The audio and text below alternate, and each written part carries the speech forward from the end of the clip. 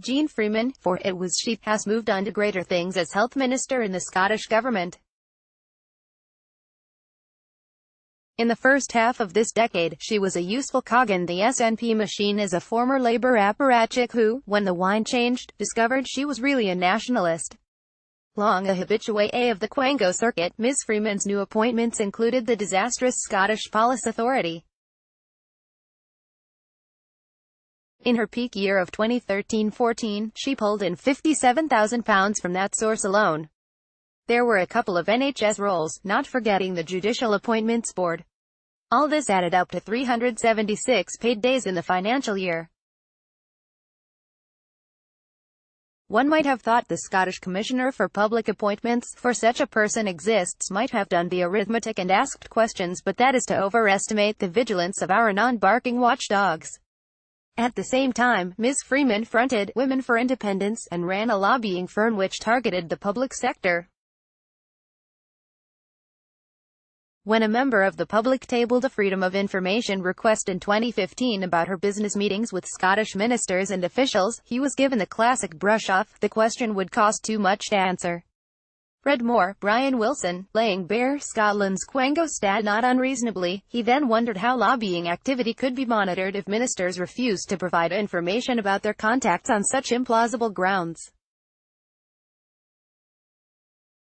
Another of our civic protectors, the Freedom of Information Commissioner, dismissed his complaint. Scotland really is a village. In times past, big people were appointed to significant public roles. Sometimes there were cries of political patronage, but in general, these individuals had the status to assert themselves and, where necessary, challenge government. The system was not perfect, but it created necessary counterpoises to governments of the day. All that is gone. In the 1990s, Quango appointments were caught up in the remit of the Nolan Committee, which John Major established to examine standards in public life in the midst of the Tory sleaze misfortunes. Nolan got some things right, but the appointment system which emerged was far worse than what it replaced.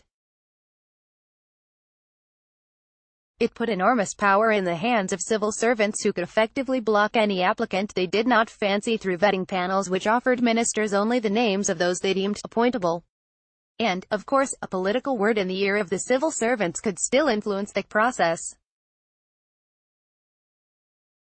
Read more, Kevin Christie. Jeane Freeman makes good start as Health Secretary. However, this has worked elsewhere in the UK. In Scotland, the village, it had an entirely predictable effect.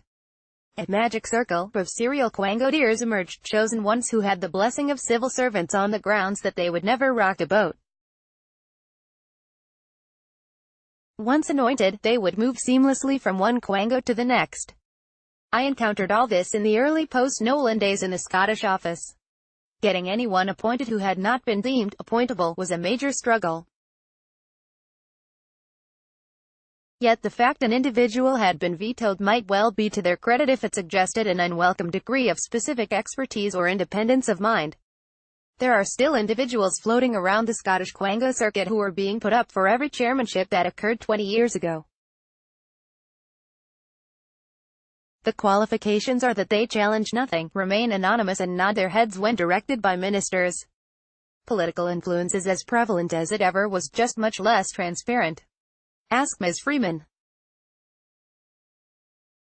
This all fits into the wider pattern of centralization which has systematically downgraded every other centre of influence within Scotland: public bodies, local government, police boards, funding dependent third sector organisations, in order to create a closely integrated structure which brooks no challenge. There is a powerful political agenda waiting to be created around the need to restore diversity and scrutiny within Scotland in order to challenge the power of the centre. Some might see that requirement as a paradoxical outcome of devolution, while others recognize it as depressing, but largely predictable.